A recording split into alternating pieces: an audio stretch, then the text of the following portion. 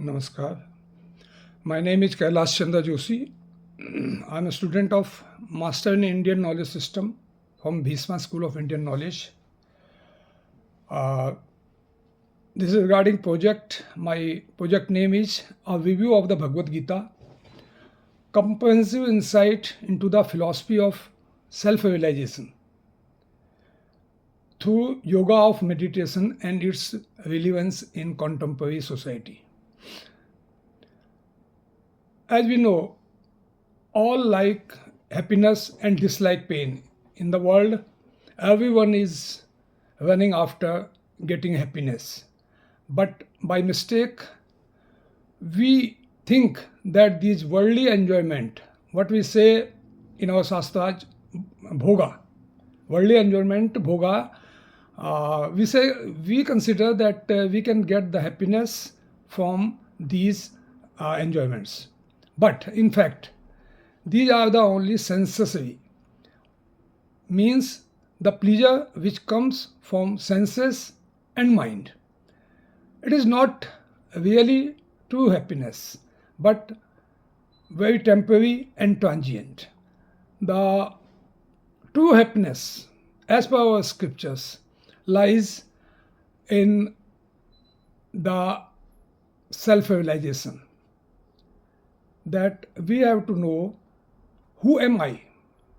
Once we run after finding ourselves, then the true happiness, that is called blissfulness, can be achieved. So nowadays we see the life of ordinary typical man. What is the life? Like a boat, a monotonous life. He wakes up, does his routine works, bathes, and after having breakfast, goes to the office or school, whatever it may be. And then, after doing whole the day, the hard work, comes home and gets himself busy in watching TV or movies, and thereafter, after having dinner, he sleeps heavily. That is the routine of a normal person in this world nowadays. So, can it be called a life? Or are we getting the true happiness from this? So, these all animals, all insects, creature, animal, have come in the bhoga unit. They have come here to relish bhoga, means eating, sleeping, and doing other things. These all animals are also doing. But as regards the human being, we are not meant for that. We have come here for karma yoni. Means whatever we do in this life, it will come with us in the next life as per the prophecy of our scriptures. Because other being, they may be lower being such as insects, bird, animal, or high being such as demigod, yaks, kinnar. They all belong to bhoga yoni. Only manushya yoni is for doing the karma. That is why Bhagwan Krishna in Gita, in the start of chapter 15, they have given the definition of this world. Udhumul madhassakam aswatham pahuavayam chandansi yasya parani yastam vedasa vedabit. Means there is a tree, like a people tree, aswatha tree, whose mools, means roots, are upwards and its branches are scattered all over the below side. Then he says, adhaschodham pasutasya stakha gunapavadha visayapavvala adhascha moola nenusantatani manushya loke. Means ये जो मनुष्य लोक, this is manushya loka, it is karmanubandhini. This is out of result of our karmas, our past karmas. So भगवान कृष्ण इन Gita again से ये ही संस्पर्शजा भोगा दुख योनय एवते आद्यंतवंत कौंतेय न तेषु रमते बुध means the pleasure derived from the sense objects are not real and enduring. They appear to give pleasure superficially, but they contain in themselves the seeds and germ of pain and sorrow. Therefore, the Lord describes them as dukkha yoneha, means the source of pain and grief or sorrow. The elders say that the pleasure derived from outside is only a drop from it, arises suffering as huge as mountain. Since these pleasures are short-lived and worthless, the wise have no values for them. The most important point to understand here is that, as per Gita, we are essentially the Atma, which is a particle of God. Both the soul and God are within us. These are not outside. And yet, we are mostly unaware of them and remain lost in things which are mere appearances, and those are not the source of true happiness. In chapter 15th, in verse 7, Krishna says, Mamai vanso jiva loke jiva bhuta sanatan hai, manas sastani indriyani prakriti sthani kavsati. Means, Mamai vanso, the jiva loke, every jiva, whoever may be the jiva, it may be animal, it may be human being, it may be any other. So they all are, the Krishna declares, they are his answer. Mamai vanso means mine part. Yani we are the particle of God. This was cleared in Gita by the Krishna. But what we feel, we think that this body is ours. If the body is weak or sick, the jiva says, I am sick. If the mind is sad, the jiva says, I am sad. So we don't understand that we are the particle of God as declared by God Himself, and we, Atma and God, are one and same and living in this body. This is the carrier. Again, further, regarding God, Krishna says that the Lord abides in the heart of all being. In verse 61 of chapter 18, Krishna says, Ishvara sarvabhutanam hirdese junatisthati bhamayan sarvabhutani yantarudani mayaya. O Arjuna, the God dwells in the hearts of all beings, causing all beings to revolve like puppets by his illusive power that is called Maya. So we all are deluded by the Maya, that Maya is also of the God. The Gita explains how those people who do not use their wisdom and continue to let their uncontrolled senses dwell on external objects, and they are led to utter suffering. In Bhagavad Gita, chapter 2, White Slok 62 and 63,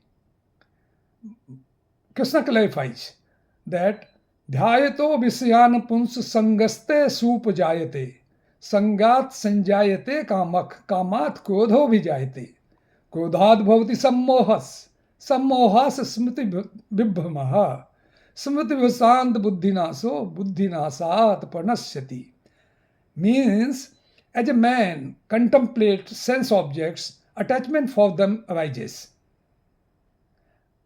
And then attachment arises, from attachment, desire for them, to get those desires that will be born, and from desire arises the anger, because if we do not get anything, then ultimately we get angry of not getting that particular thing, that particular not fulfillment of that particular desire.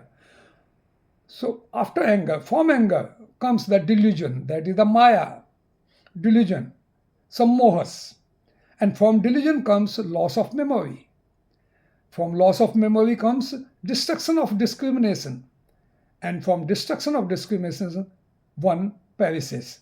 This is the guidance of the Bhagwan Sri Krishna. These two verses, what I just told, are of great importance for the spiritual aspirant.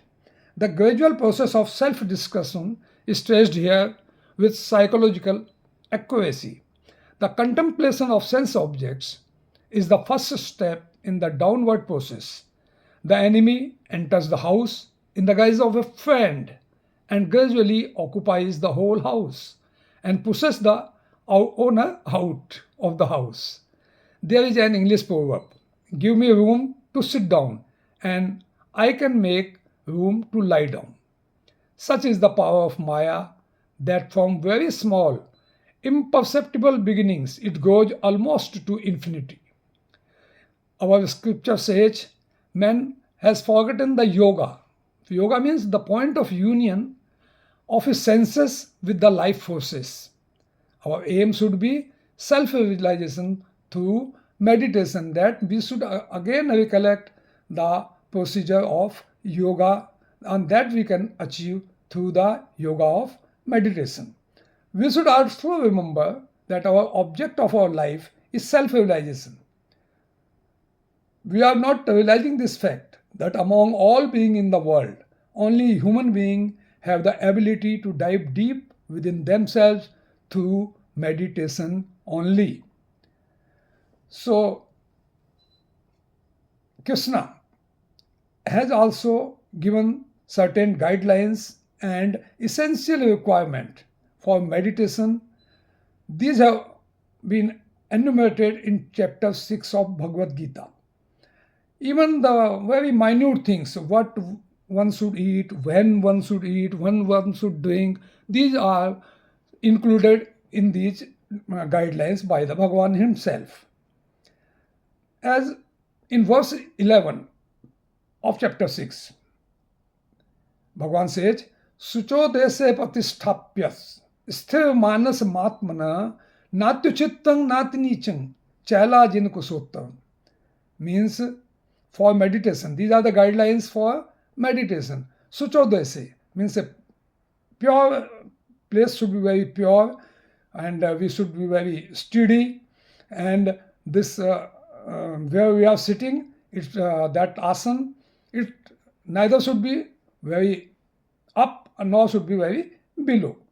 Then in verse 12, Bhagavan says, Tattaikagam manakyutva yat chittindriyakyavyaha upavishyasane yunjad yogamatma visuddhe. Then again Bhagavan says, Samankayas yogivam dhaviyan nachalam sthivah samprekshinasikagam swam disascha navalokayan. So in these verses, Krishna instructs that the sadhaka should sit on the seat with his body, head and neck erect. By so doing, the current of energy passing upwards through the nerves of the spinal column has a free and unobstructed flow towards the brain center, called the Sahasrara in Raj Yoga.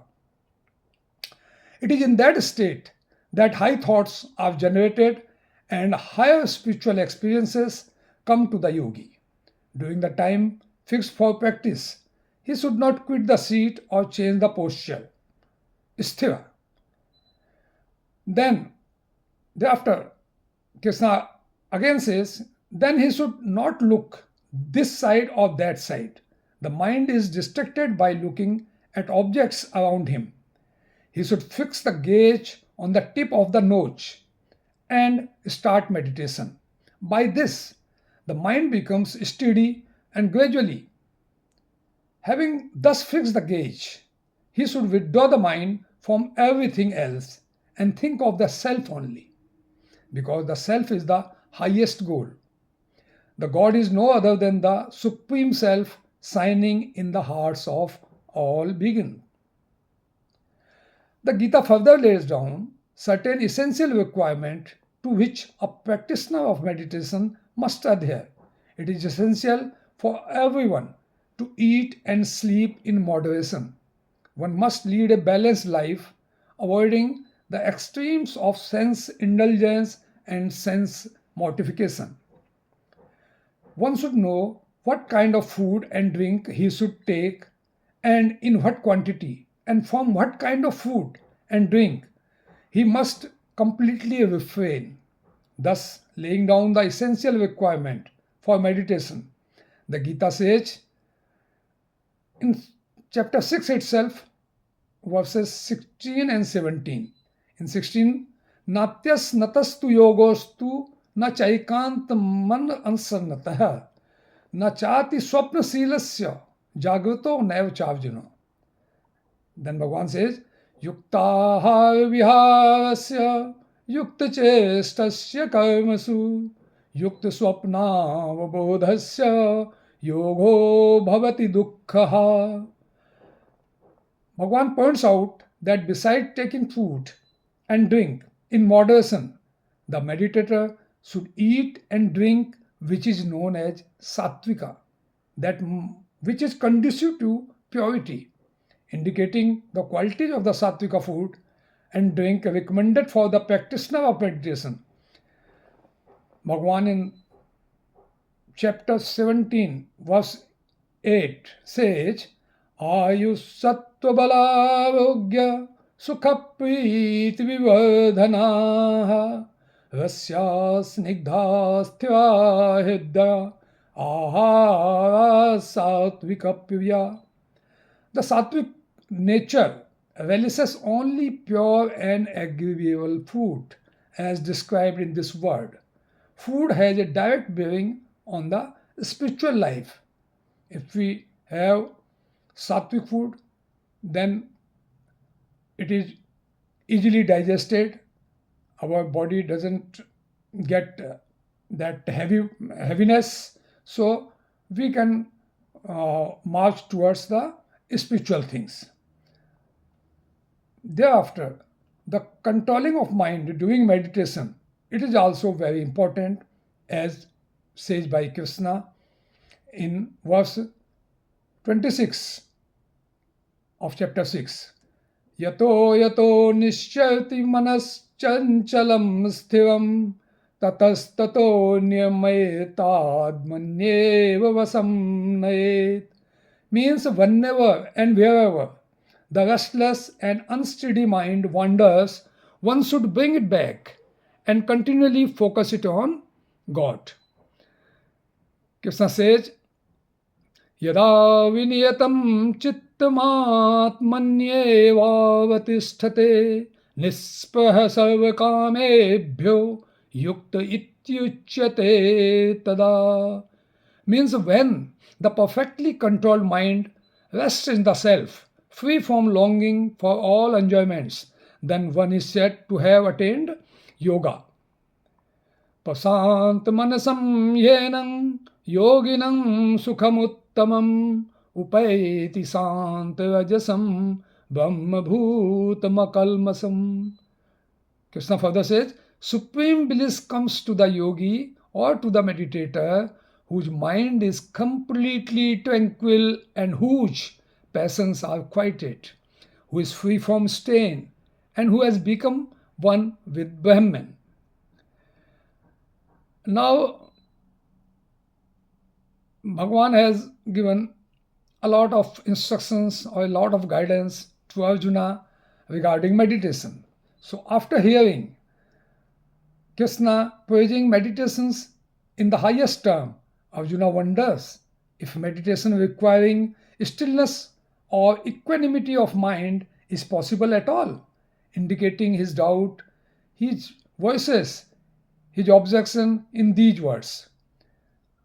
Yoyam yogastaya poktak samyena madhusudana etam syaham napashyami chanchalatvat sthitim sthitam. Means the system of yoga that you have described, Arjuna is saying this, that system of yoga, as you have described, and attainable by equality of mind, O Madhusudana, appears impractical and unattainable to me due to the restless mind. Arjuna further says, Chanchalam himanak Krishna paramathi balvadridam tasyaham nigraham manye vayo vivasuduskaram. Arjuna says, the mind is very restless, Krishna. It is very turbulent, it is very strong and obstinate. O Krishna, it appears to me that it is more difficult to control than the wind. Means you can, one time you can control the wind, you can change the direction of the wind, but you cannot control the mind. It is so hardsome. So to this objection, Krishna does concede that it is hard to control the mind, but he explicitly declares that it can be controlled, and the way to control is the twofold method of practice and detachment. As Krishna puts it, Krishna says, Asansayam mahabaho mano durnigraha chalam abhyasen tu kaunteya vairagena cha givyate. Krishna underscores the point that meditation is a serious discipline which requires intense and wholehearted application. Hence, a steadfast, long and devoted practice, along with a determined will and effort to pull the senses and mind away from the deceptive allurements of the world, is essential for success in meditation. Abhyasen tu vairagya. You have to do a lot of practice and with a lot of detachment from the worldly affairs. Krishna further says, Asanyatatmana yogo duspapiti me mati vashyatmana tu yatata sakyo vaptumupayatah. Means yoga is hard to attain by a man who cannot control his mind, but it can be attained by him who has controlled his mind and who strive earnestly by proper means. This is my opinions. It is called by Bhagavan Krishna. Krishna also says in Bhagavad Gita in chapter 18th that after attaining the state of perfect actionlessness, the spiritual aspirant has to go through some yogic practices to reach the state of oneness with Brahman. Brahman means God or Paramatma. So these yogic practices are briefly mentioned in verses 51 to 53 of chapter 18.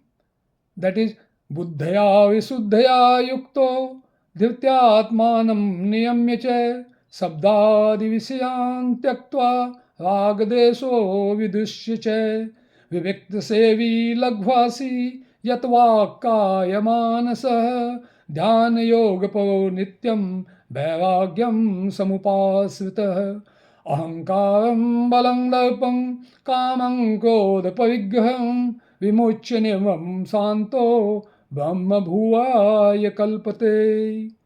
It is said that these three verses contain the essence of the Gita. All that is required for a man to attain the highest realization is stated here. The method and the means and also the goal is declared here.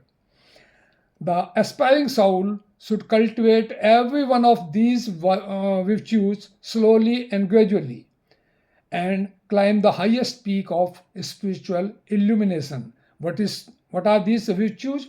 Endowed with a pure understanding, restraining the self with firmness, turning away from sound and other sense objects, and abandoning love and hatred, dwelling in solitude, eating but little, controlling the speech, body, and mind, and ever engaged in meditation and concentration, and cultivating freedom from passion, forsaking conceit and power, pride and lust, wrath and possessions, tranquil in heart and free from ego. he becomes worthy of becoming one with Brahman, that is God. So that the realization of self as one with the universe is not merely a personal achievement. It has profound implication for the collective well-being of humanity. The illusion of separateness is the root cause of much of the strife in the world today. Because we are not considering that we all are the particles of God. And we all are, if we are the particles of God, then we are one. Even every living being in the world is one, because everything is the part of the God Himself. So when individuals perceive themselves as distinct from others, it leads to greed, exploitation, and conflict. However, self realization that we all are one fosters a sense of unity and compassion as one begins to see the same divine essence in all beings. As is said in Mundaka Upanishad also, he who knows the self knows everything. So this knowledge leads to a natural alignment with the principle of dharma or righteous living, which is essential for the harmony of society and the preservation of the environment. A society where individuals live in accordance with dharma or righteousness, guided by the understanding of their true nature, is one that will naturally foster peace, justice, and sustainability. So, in the face of the global crisis today, the wisdom of Gita offers a timeless solution. Again, meditation and self realization can get this state of mind to the all being of the world. By turning inward and realizing our true nature, we can transcend the ego driven behaviors that lead to conflict and destruction. This inner transformation is the key to outer harmony, making self realization not just a personal goal, but a collective necessity for the survival and flourishing of humanity. The ancient wisdom that is given in Gita, this provides the roadmap, and it is up to us to walk the path. If we follow the principle given in the Gita, then whole world will be considered as a one, and there will not be any conflict, any war, any hatred among the individuals of the world. So this is the conclusion of my this presentation. Thank you. Namaskar.